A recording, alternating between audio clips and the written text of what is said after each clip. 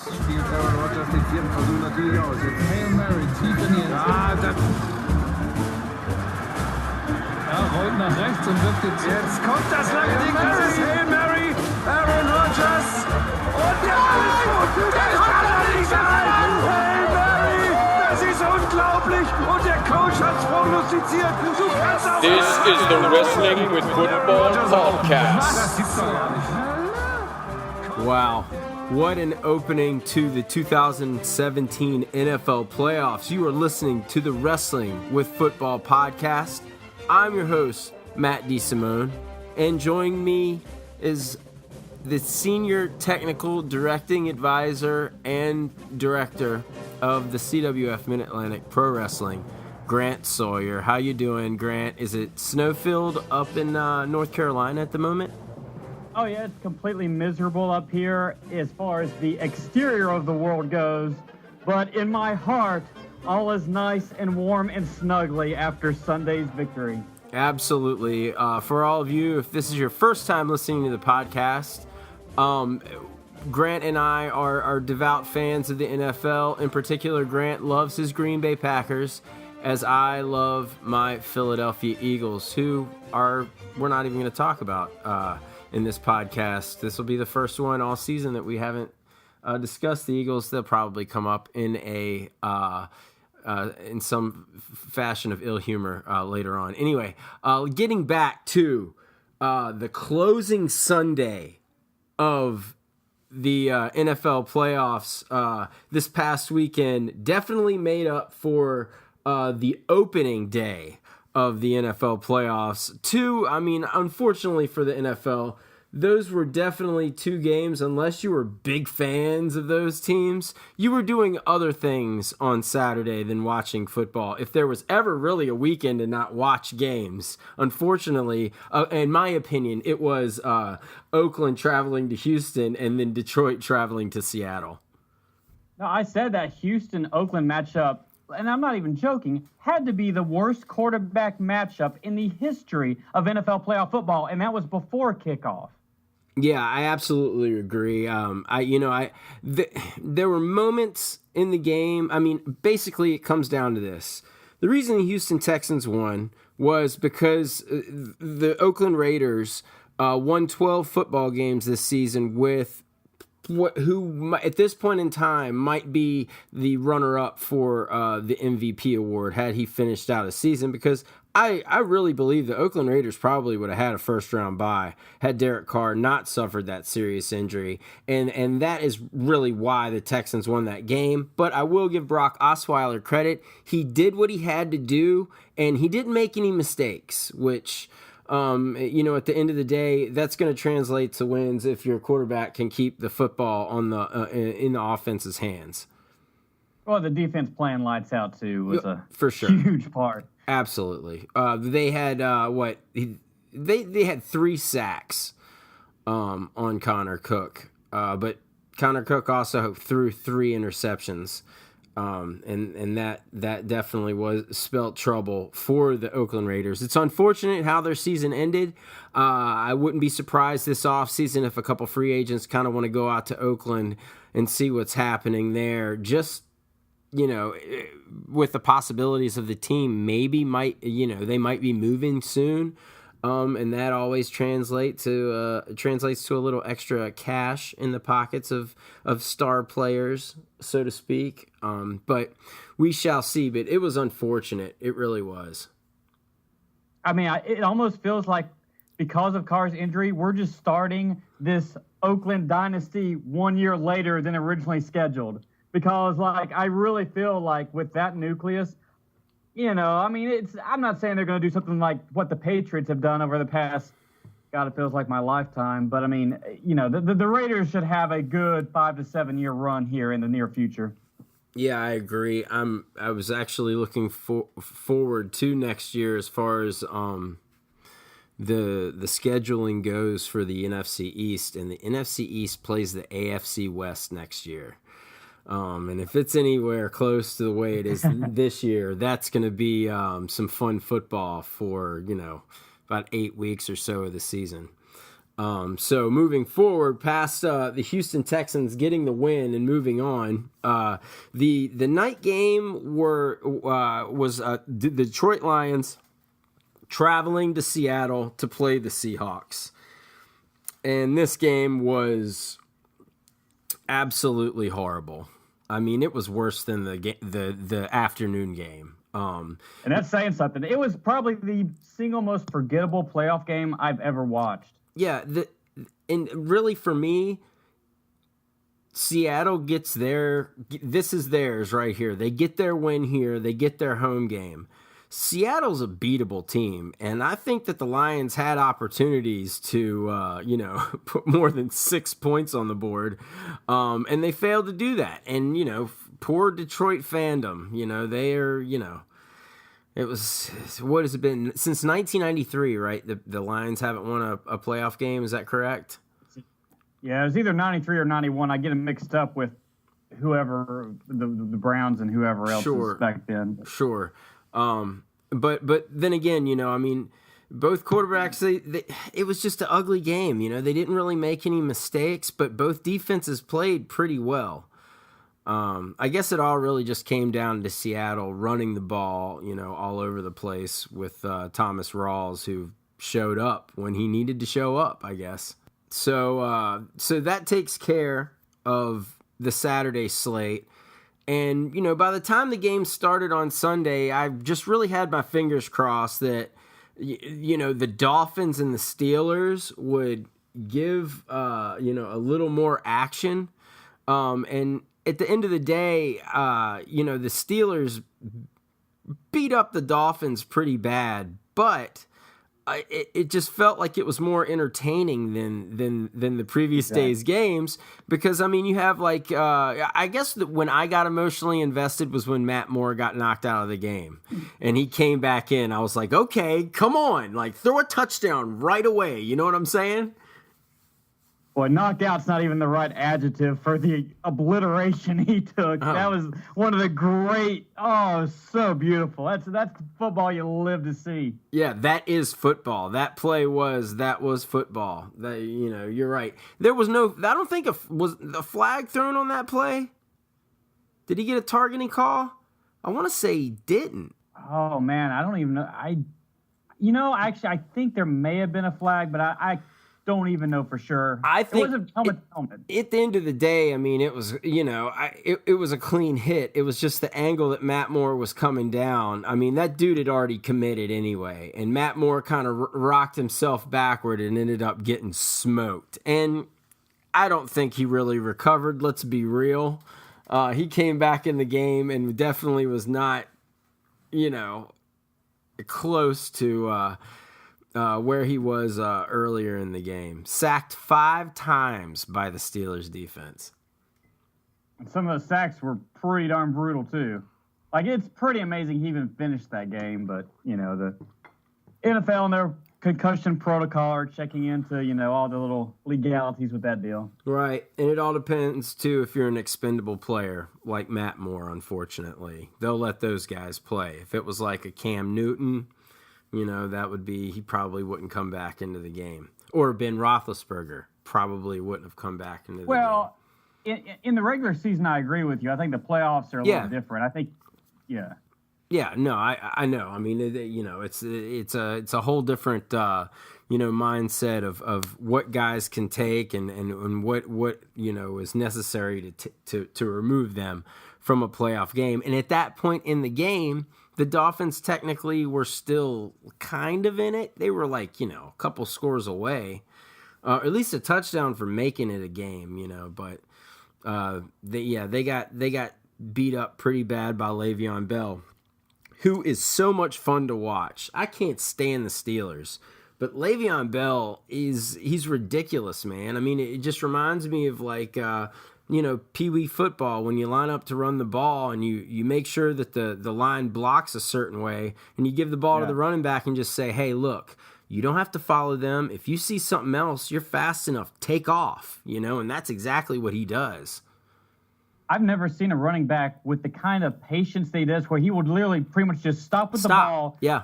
You have that full second and a half to get his field of vision and then take off. Yeah, absolutely. And any time too, when you're playing the Steelers and Le'Veon Bell has 150 plus yards and Antonio Brown has over 100 yards receiving, not to mention them both having 4 touchdowns between the two of them, that spells trouble for any team that's playing the Steelers. And my Super Bowl pick in the AFC remains alive. However, the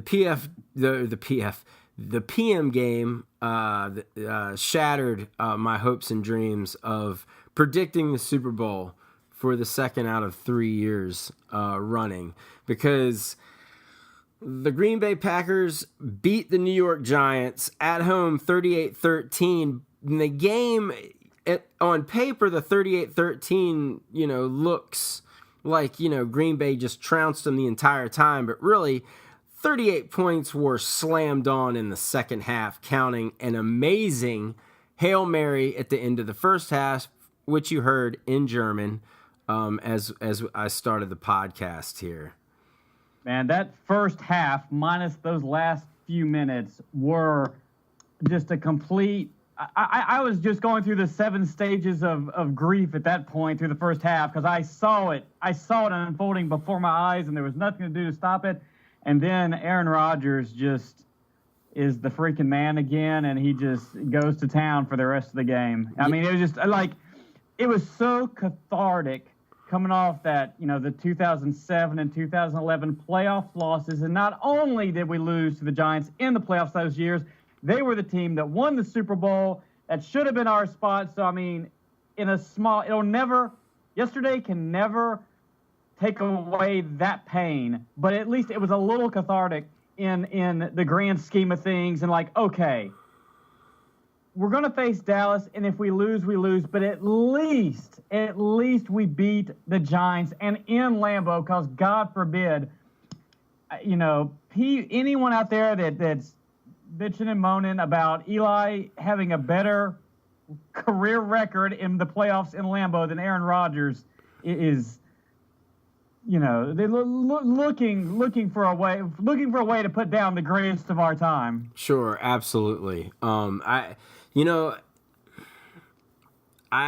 think that when I was watching the first half of the game, I was thinking about deja vu or like Groundhog Day, where you doze off and you open your eyes and the TV's off and everything's off and the sun's out, and you just walk over to do something you do every day, either take out your phone and look at the news or whatever, and each time you do that, it says, the Giants win like 16-6, at Lambeau again, and then you're like, ah, and then you wake up, and then you get up and you pick up your phone and it says the Giants beat the, you know what I'm saying? It was just like, right. It felt like a typical Giants coming to Lambeau game in the past like decade or so. Just they make their way into Lambeau, and somehow they're one of those teams that, manage to handle themselves pretty well, but they suffered.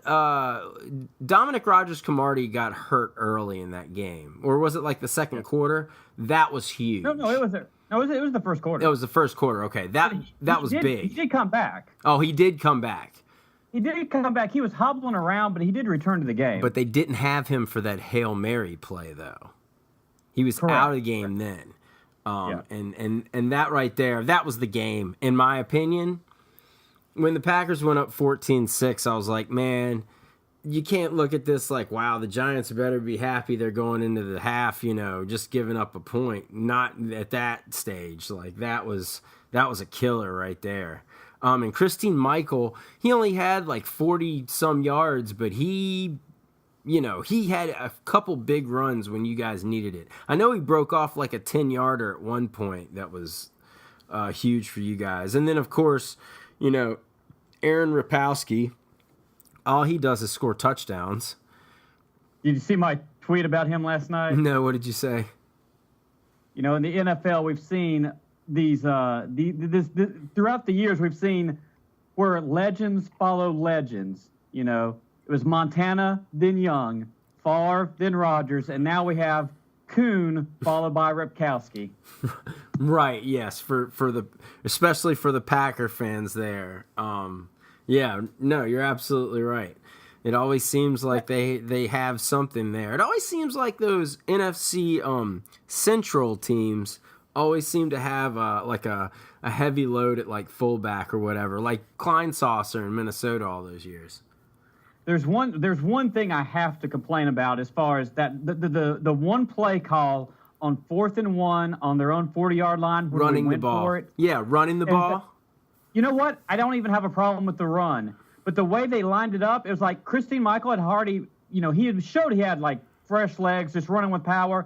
And when I saw the formation, I'm looking out there and like they have Ty Montgomery or whatever, and Ripkowski's blocking. I'm like, why? It's fine to go for it. I didn't have a problem with them going for it, but why would you run that without Christine Michael the way he had been powering through there for the past quarter? I mean, to me, Ripkowski blocking for Michael is the play. Yeah. Or if it's not that, it's the Rodgers rollout and he's scrambling himself. Sure, and that's what I was looking for. I wasn't even looking for a Rodgers rollout. I was looking for him to just take his big ass over the top. Sure. But yeah, I didn't understand that play call at all. I honestly thought that we were going to get maybe a rollout or a pass play of some sort, but I didn't think that they were going to run the ball at all. But I mean, golly. We sit and we talk, at the very beginning of this season, talking about how inconsistent Devontae Adams is. In the second half of this season, man, he was awesome. And he proved it again yesterday. And we didn't even in our comeback, whole 6-point comeback. Our comeback didn't even really start till essentially Jordy got hurt. Yeah, which there was definitely not a flag for that, and there should have been. But. Sure. Yeah. Wait, was his shoulder that he hurt? No. Okay. First off, Aikman called it completely wrong on the game, which I'm fine with Aikman as a commentator, regardless of how I felt about him while he was a player. But he's talking about like Jordy's hip and whatnot. And as soon as I saw the play, it's just he straight up drives the helmet into the ribs. And I'm like, in my mind, I'm like, oh, he broke his ribs. Oh, right. The helmet, it's like a straight shot to the ribs. And they're talking about the hip, and they're talking about all this other stuff. And, like, a quarter later, they're like, oh, he's having his ribs checked out. And, it comes out today that, it's rib damage. So, like, yeah, it was ribs the entire time. So, is he pretty much right now questionable for this coming weekend? Or it's the playoffs. He's probably going to play. Well, it's very questionable. Basically, it was said today that if he does not practice on Sunday or does not practice on Saturday, he will not play on Sunday. But it's just one of those things, like, we'll see how the week goes. But I honestly do not expect him to play because I have the feeling that it's bad. Well, fortunately for the Packers, they have wide receivers to dispense on the field. I mean, Allison, he's not too bad. He's a good little filler. He's good for at least like 1-2 catches for like 8-10 yards a piece, a game. It's. I think if Jordy doesn't play, I think we'll see a lot more of him in this Sunday. I feel like this. Let's move forward to this weekend. I think that the games we're getting this weekend. On paper right now, these are going to be really good. Saturday's games are three of the four anyway. Okay, well,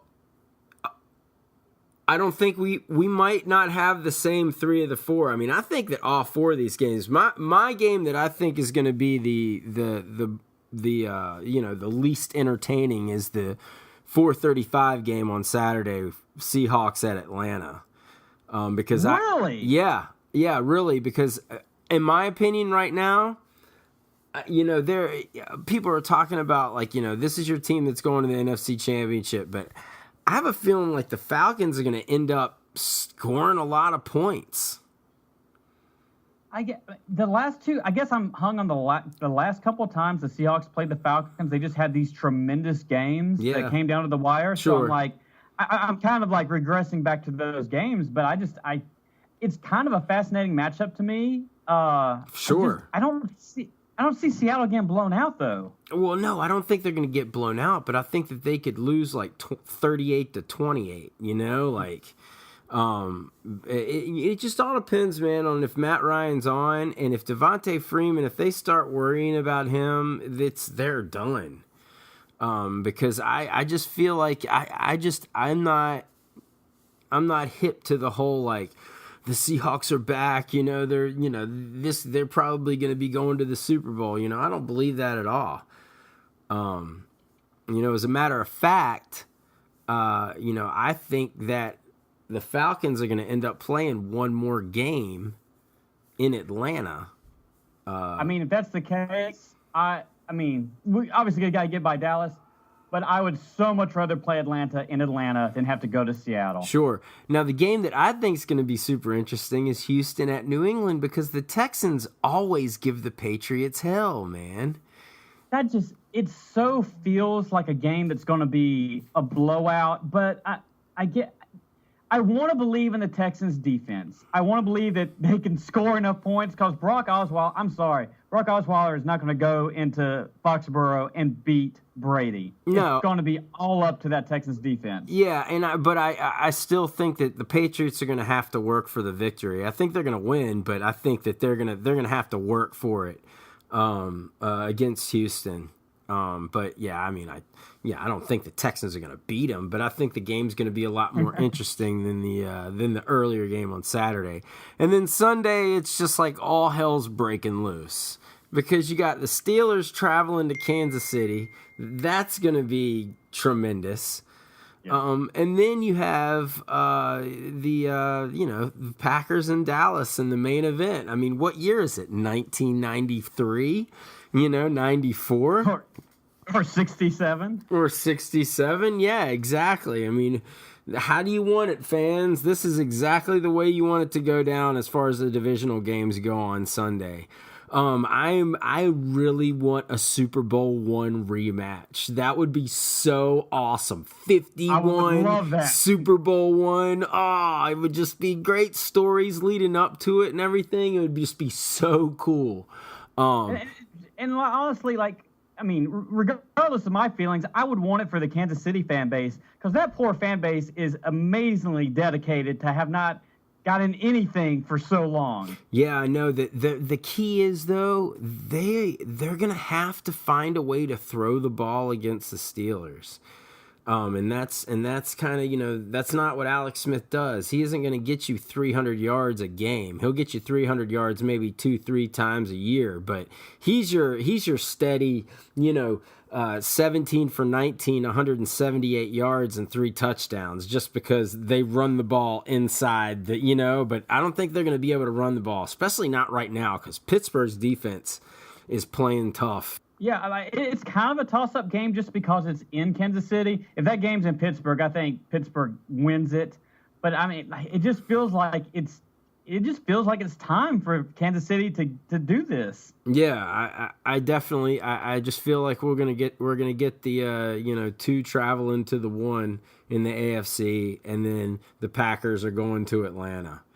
I had to pull this up just because I couldn't remember it. The only playoff game Matt Ryan has ever won in his career was against Seattle 4 years ago. Now, here's the interesting thing about this, though. If the Seahawks end up beating the Falcons and the Packers end up beating the Cowboys, the NFC Championship game, is that going to... Oh, no, that's going to be in Seattle because they're the 3 seed. Oh, yeah, man. Yeah, much rather want to go to Atlanta and play the Falcons under a roof than having to go out there. That's for sure. I remember what happened the last time Rodgers went to Atlanta in the playoffs, and that was one of the great performances of all time, when he lit them up for like 48 or whatever it was. Oh, I got it right here, don't I? Well, yeah, 48-21. Well, it's gonna be another interesting weekend, that's for sure. But now let's move on real quick to the other portion of our lovely podcast here, and that's where we talk about the wrestling portion of Wrestling with Football. Gosh, well, I haven't talked to you since the holidays, and I forgot to ask you before we even started. I guess we just rushed right into the football. How were your holidays, Grant? Were they good? Oh, yeah. I mean, it's just basic. I don't do a whole lot of traveling anymore in the holidays, so, it's just stay at home and do the family thing. Sure. And then Battlecade followed. How do you think Battlecade came off in 2016? I was very happy with it. It's obviously very difficult to put on a show of that scope and one that has such high expectations from so many people as far as the pacing, keeping it moving, keeping everybody happy. But, the reviews have been nothing but fantastic. And I even that night, there was a couple of things I could nitpick about, but I was pretty darn happy with that show as a whole. Yeah, I managed to catch the second half of the show for the most part, the last 3 matches specifically. And I was rather entertained from a fan's perspective there. But yeah, overall, it seemed like it went really well and that the response has been fantastic. And now 2017 in the CWF Mid-Atlantic, what does it hold for the CWF, do you think? Man, it's even for me, it feels like almost the sky's the limit just because we've never had this many people watching us on a regular basis. I thought we put out some, okay stuff a decade ago, but no one was watching a decade ago. And a lot of that has to do with the evolution of, YouTube and the internet and all that kind of stuff. But I'm constantly taken aback by how many people watch us and enjoy us. Because it's you believe so strongly in something, and when you see other people kind of believe in your product, it validates all of these things you felt for so long and worked on for so long, so hard. Yeah, it was. Just working with you guys, I think all in all, everybody is always, that makes everybody who works there feel good. Obviously, and now that we've moved on, as you said, to these newer days of social media, a lot more eyes can see the Gibsonville product. So hopefully, like you said, sky's the limit, and more great things are on their way for you guys, because it's fun to watch from afar. That's for sure. So Battlecade's now done. CWF is moving on into 2017, and also moving on to more of the mainstream pro wrestling. This weekend, Saturday and Sunday, the WWE is holding its British, or I guess you say I should say, the UK Heavyweight Championship tournament. Are you looking forward to this? My plate's been so full lately, and will I watch it? Absolutely, sure. Every second of it. Sure. But it's not it's not one of those things that, I'm necessarily geared up or geeked to watch. It's just once it happens, okay, it's on, I'm going to watch it. And partially because I don't have any kind of real personal connection. Stutzy and some other guys are much more familiar with some of the international talent than what I would be. Obviously, Mark Andrews, from seeing him, at the PWG and Shakar and stuff like that. I'm looking forward to seeing him in the tournament, and I hope he does well. Aside from him, I don't have a dog in the fight, I guess you would say. But I think presentation-wise and quality, it'll be a very good and entertaining tournament. You know what I look at this as? I look at this as a potential fourth brand for the WWE. I look at this as having a WWE UK have its own television, not only featured on the network, but have premier events for Sky Sports or whatever it is that's over there. For it to be theirs, because I think that we might be transitioning into an era of more. Instead of going from territory to territory and sucking up guys, like back in the early 80s, this is now going to be moving internationally from region to region and kind of, putting the flag down, and saying, we're here too. And I think that, who's to say that there won't be a UK Performance Center? You know, I think that's a possibility, and that's really what I'm looking forward to, and I'm also looking forward to just the different style. You know, I've recently watched kind of a good bit on each of the guys that are going to be featured in the tournament, and of course, obviously, like you were saying, the Chikara guys, I'm very familiar with. The current Los Campeonatos de Parejas are in this tournament. As a matter of fact, Mustache Mountain, Trent Seven and Tyler Bate. So, and I thought that was really cool that they got the chance to do this. So from what I've seen, man, there are going to be some guys that I think are like. There's this one guy. His name's Tyson T-Bone. Basically, if you took Batista and Taz and stuck them in a blender, like that's what this dude is. He's like probably. You know, if take Taz's height, take Batista's height, and then like go in the middle, and then he has a build like Taz and gear like the singlet like Taz, but yet he's like, you know, kind of muscular, but he's got tats everywhere, you know. So aesthetically, he looks like a dude that if he can wrestle, man, he's gonna have a future with the WWE. And then there's another dude.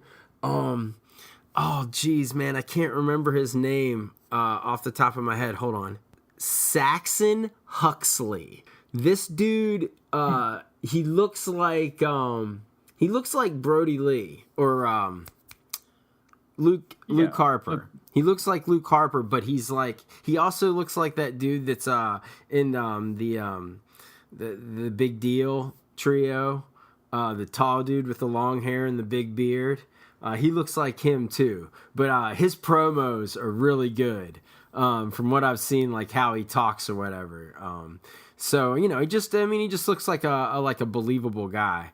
The only other guy that I saw that I hadn't seen before that I'm like, man, this guy could be awesome too, is this dude named Wolfgang.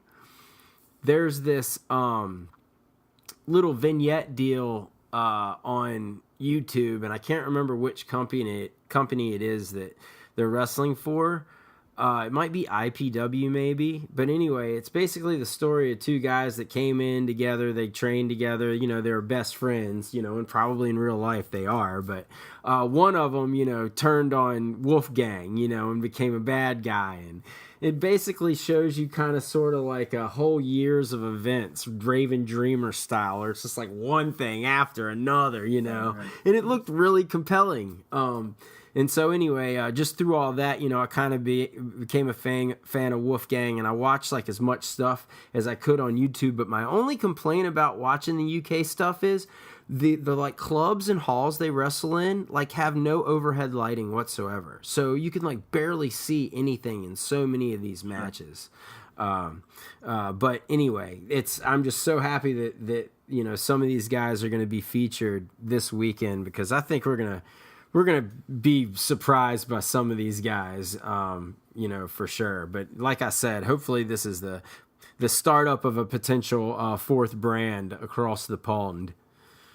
Well, I think you know, Jack Gallagher is really the prime example of how important it is to have different styles in, you know, the national mainstream scene, because he got over just because he was so different than everybody else. And I mean, it was just refreshing. Yeah, I agree. And then again, too, you know, some of these, you know, more, you know, I don't know, unorthodox styles of wrestling, it's not like they can't be transitioned into a more WWE style.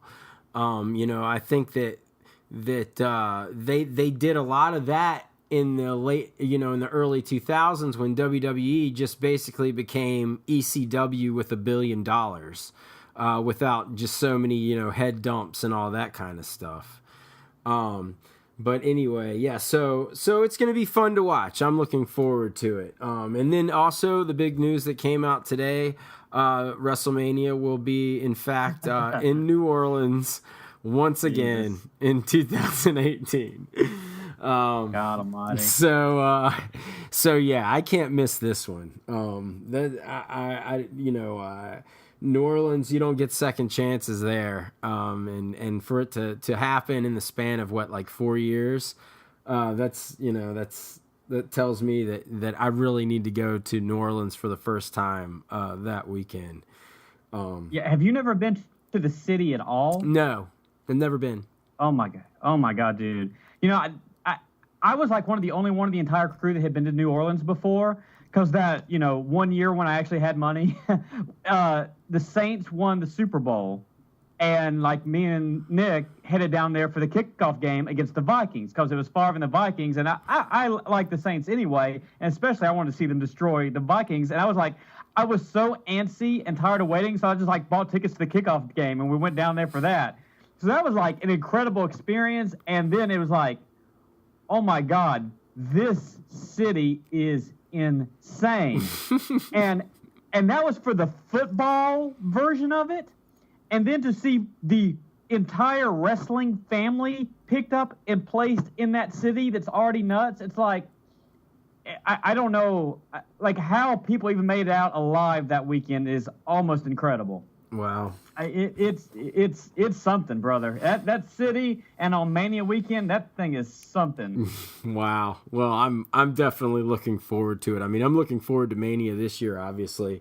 But next year, I mean, gosh, you know, if you can't have it in Orlando, New Orleans is probably the second best place to have it.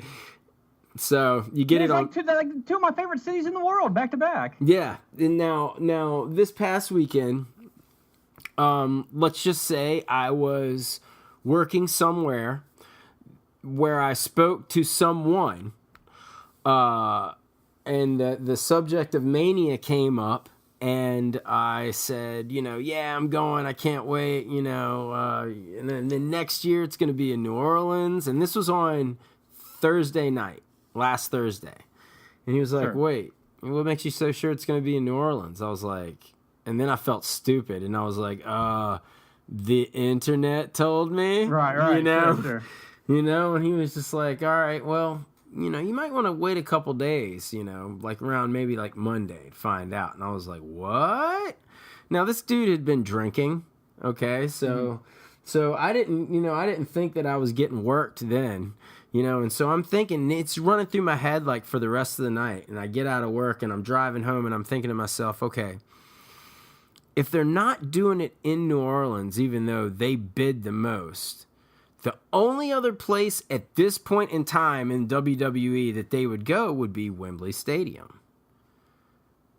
Because of, you know, just what we have going on coming up this weekend with the British Championship, you know, and all that kind of stuff. Which now kind of, but if not Wembley, then like the Wembley Arena or the O2 Arena, whatever they call it out there, the Big Daddy out there. So anyway... but yeah, or a soccer stadium of some sort. So yeah, that's what I was thinking. I was like, oh my God, man, this could be like coming to like England. And then I started like texting Stutzy about it. And it's like 2:30 in the morning. And then I start thinking to myself, oh shit, wait a minute. They could have this happen on a Monday afternoon. And we would still get it here on a Sunday if it were in Tokyo. They're going to do Mania in the Tokyo Dome. Oh, my God. Dude, it's 2:30 in the morning, bro. That's why I kind of, like, you know, added that in there. So, like, shit's going crazy in my brain. And then I saw that. You know why I said Monday, right? Why? Raw's in New Orleans tonight. Right, press yeah. conference. I know, but I wasn't that deep into it, you know, like I didn't dig, you know, I was just kind of, right. I was just kind of guess without like looking at the answer, you know, pretty much. So yeah, Raw's in New Orleans. Well, there you go. Bang. You know, so anyway, maybe it'll be in England next year. I hope we get Minneapolis and Philly next, but you know. Well, you know what? I'm going to go ahead and say Atlanta would probably be after New Orleans because of their new stadium. Well, Minneapolis has the new stadium too, and they've been in the running for a while. Supposedly. But where would you want to go? Minneapolis for a Mania weekend or Atlanta? You know, I hate both of those cities. Okay, Atlanta's closer, so Atlanta wins on that aspect. Sure. But if it's in Minneapolis, I'll leave a few days early and spend a few days in Green Bay before going to Mania. Right. So there are definitely pros and cons to both. I don't know where they could hold it in Philadelphia.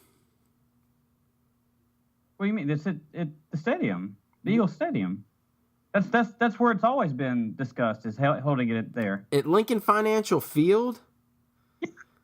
Jeez. It was in MetLife. It could be anywhere. Right. It was in MetLife, sure, but I think that Citizens Bank Park might be better off for Mania than MetLife. Oh, well, okay, possibly, but again, you don't have the seating. Sure. Yeah. Baseball stadiums are always shaped weird. Yeah, I know what you're saying.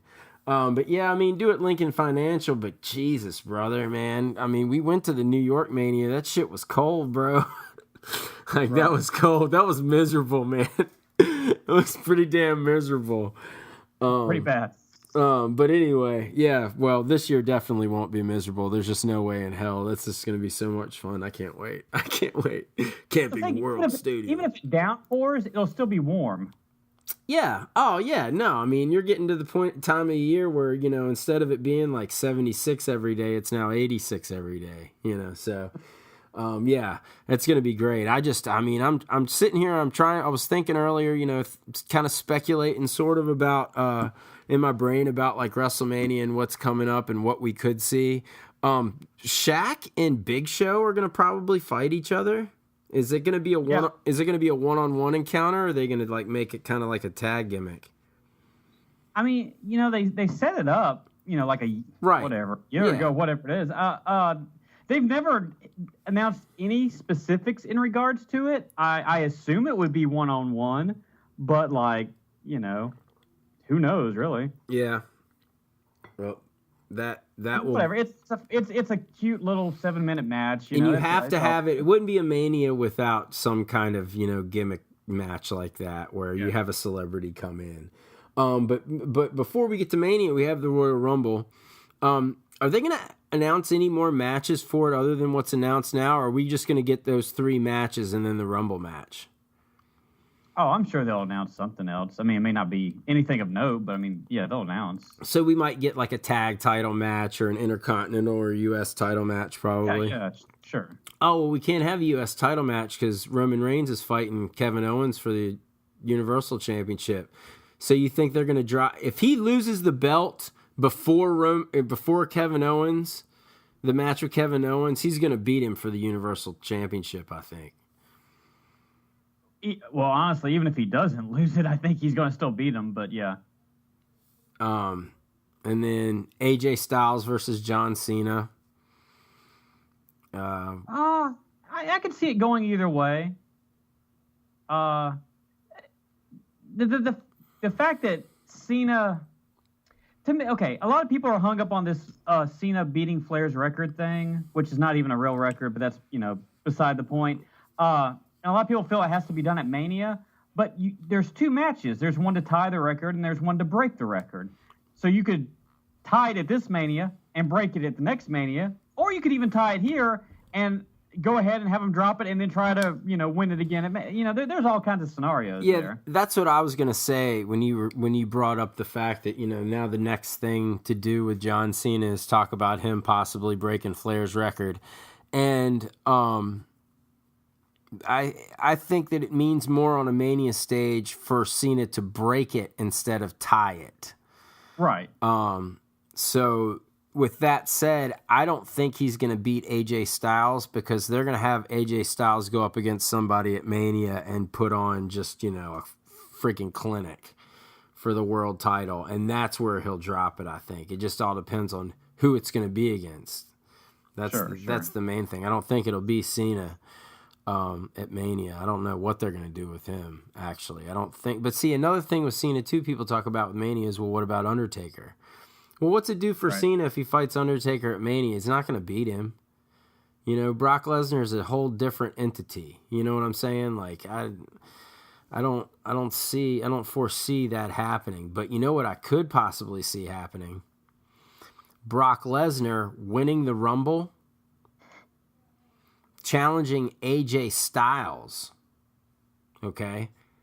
Then somehow, someway, Goldberg ends up being tagged onto that match and they have a 3-way dance between AJ, Brock, and Goldberg. Instead of just doing Goldberg and Brock again, you know what I'm saying? I think it ends up just Goldberg and Brock in the singles, but I'm with you in theory. Sure. That's that's something that you're on the wrong. It's also the wrong brand in that whole thing too. Right? Yeah, it would cause 2 Raw guys to go over to SmackDown. So yeah, I totally forgot about the whole branding situation going on. But yeah, I mean, I don't know. I don't think that I don't think both of the championships are going to change hands at a Royal Rumble, but who knows? Who do you think's going to have the Rumble call up from NXT? Do you think they're going to have Nakamura actually do it? Just have the champion in the Royal Rumble? No, I don't. I don't think the Rumble is a good match to debut Nakamura in. Todd Dillinger is the perfect guy to be in the Royal Rumble. What number would he come in? I don't know. Yeah, exactly. Oh my gosh. If that doesn't happen this year, man, like seriously, if he's not number 10. It's like the most obvious Rumble booking. Like, I understand you don't want to do things that are too obvious sometimes, but that's one of those good obvious things you should do. Yeah, absolutely. Absolutely. And it's got to be too, like when, like, you know, a big man is rolled in at like number 7 and he's cleaned out like 4 dudes, you know, and he's like working on a baby face, you know, and like, oh, there's no one to help him. Let's see who number 10 is. Sure. That place would lose it. Couldn't be someone like Braun, because they're not going to let Dillinger really get over on Braun. Sure. But someone like maybe Rusev. Yeah. That stature, you know, maybe a little lower down the card than Rusev. I'm not sure exactly off the top of my head who that would be, but sure. Yeah, absolutely. It's going to be interesting. Who do you think is going to win the Rumble? Dude, it's actually more of a toss-up this year because, like, they have, like, the guys in those championship matches. Like, Cena and Reigns is in the championship match.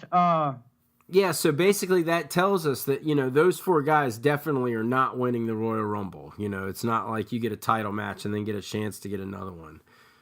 Yeah, like I guess I could kind of see Taker winning it. Really?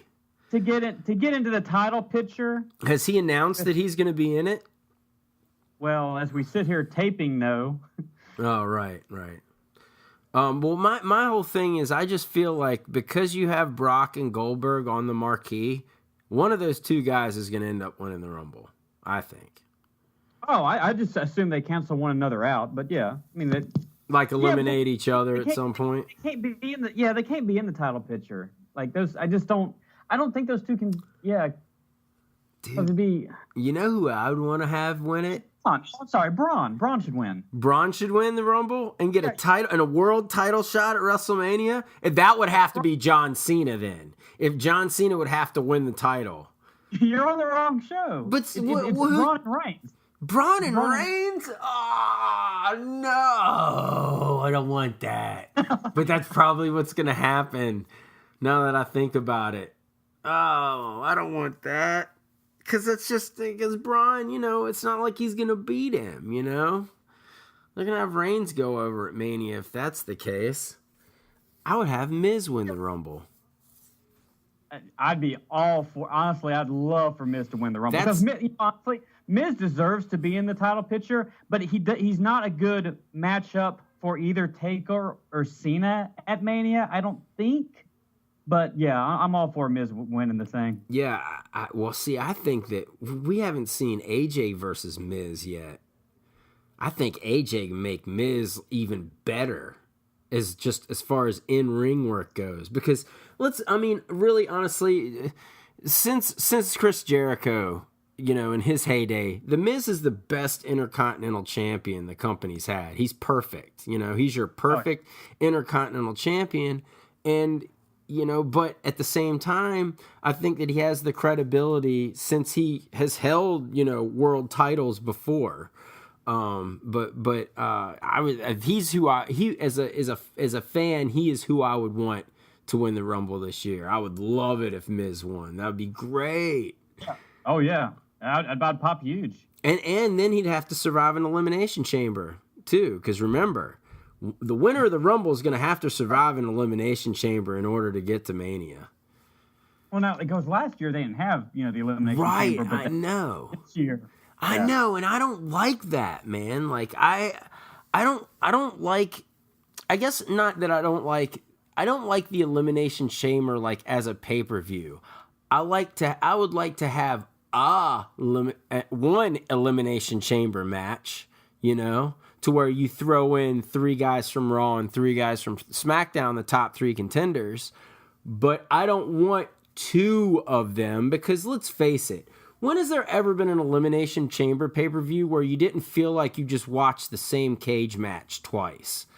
They're pretty good at booking them differently though. They're not, I don't remember the ones under Bischoff. When Bischoff was there, those were horrible, man. I watched the 2000, 2009, 2010 ones. I mean the good ones. Not the Bischoff era ones. I just wish they'd throw 2 rings and side by side and drop a cage on the top of them, and just go for it. I wonder why they've never done War Games. Because the Elimination Chamber is a better concept than War Games. There's your hot take for the day. Come on, Grant. How can you say that? War Games may have came out first, but it was a flawed concept because you fought for 20 minutes, and then once everyone was in, the match would end in like 2 minutes. You couldn't really build drama outside of when the next babyface was coming in. There's a lot more peaks and valleys with an elimination chamber than you get with War Games. Yeah, I mean, I guess I see where you're coming from there.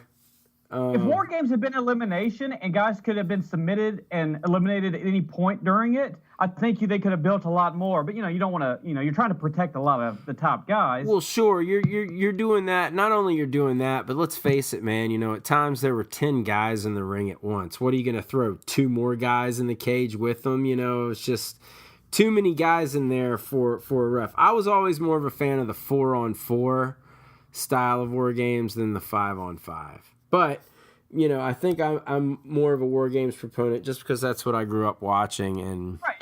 Yeah, nostalgic is a huge thing with the War Games. But, if you watch, especially some of those 94, 95 War Games and compare them to, the Elimination Chambers, it's not even a contest. Oh, the Elimination sure. Chamber matches blow them away. Yeah, no. As far as telling a story goes, you can do that. I agree with you. You can do that a lot easier in an Elimination Chamber match.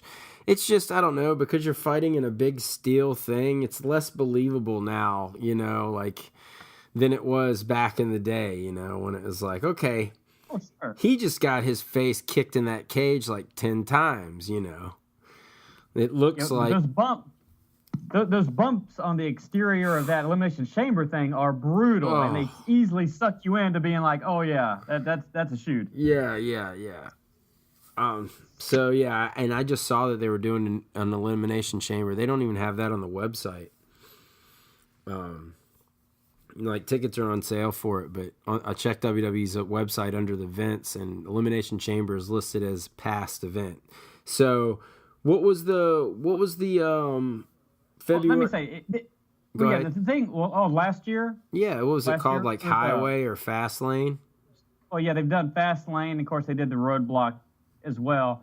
But there are times that WWE will advertise the name of a pay-per-view in the initial on-sale kind of period, but then we'll end up switching it at some other point depending on what they need. So, even what it's initially listed as for the on-sale doesn't officially mean that's what it's going to be on the secondary pay-per-views. Roadblock Elimination Chamber.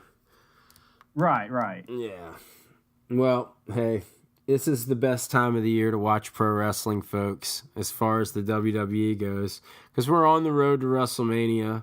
Or are we? Or when we start the road to the Rumble, are we on the road to WrestleMania, or are we on the crossway or the causeway to get in? Considering we've talked about WrestleMania booking I would say that we're on the road to it mentally, if nothing else. Sure, but after the Royal Rumble, that's when they start. Whenever they start telling us on Raw how many days away it is, that's when I figure. When you see the sign, that's when you know the road to WrestleMania has begun. And the sign debuts at the Rumble every year. Right, exactly. So that answers the question there. So anyway, and I guess just to mention Charlotte Flair versus Bayley's happening at the Royal Rumble. Of course, they've wrestled each other like too many times for us since then, man. Such a bummer. And like I've been saying for the past year, Bayley's crowning moment. Bayley wrestles for the title at Mania. Should be her crowning moment in Orlando, but it doesn't necessarily have to be. I mean, I just see her. Well, no, Charlotte doesn't lose at pay-per-views, bro. Why would you have her lose? I know. I'm just saying. Why would you have? They can't have her lose to Bayley at the Rumble. She's got to wrestle her again at WrestleMania. That's what I'm saying. Bayley's crowning moment would be at Mania if it does happen. Charlotte's not going to drop the title until Mania, if she does drop it. What if they have a ladder match? Or have some kind of like match at Mania that's like, sure, never been done before. At some point in 2017, the girls will have a ladder match. If nothing else, it's the women's Money in the Bank match. But they'll have a ladder match sometime this year. They better have a. Now, that's a pay-per-view that I think that if they have two separate Money in the Banks, they always make them like different kinds of matches. Like one match will be let's build things, and then the other match will be let's just pick these things up and hit each other with them. All right, Grant. Well, I think that's going to do it for our recording this week. Maybe we'll get together, and if we have time, we can look toward the championship games, respectively. But then again, that might all hinge on what happens to the Packers this Sunday. But with that said, Grant, thank you so much for joining me again, and we will see you next time here on the Wrestling with Football podcast.